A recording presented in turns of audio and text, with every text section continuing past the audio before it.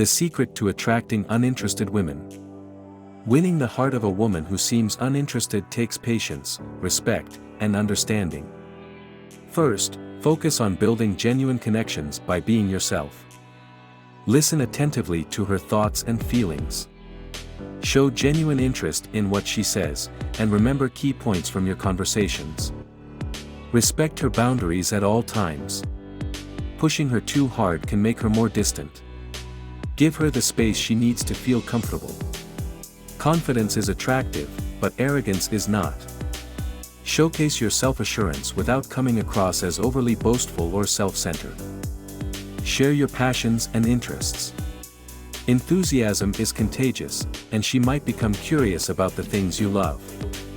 Be supportive and encouraging. Celebrate her achievements and offer a shoulder to lean on during challenging times. This builds trust and rapport. Demonstrate kindness and generosity, not just towards her, but to everyone around you. Genuine acts of kindness can leave a lasting impression. Maintain a sense of humor. Make her laugh and create enjoyable moments together. Laughter is a powerful tool in building connections. Lastly, be patient. Relationships take time to develop. If she's worth it, you'll find that the effort is truly rewarding.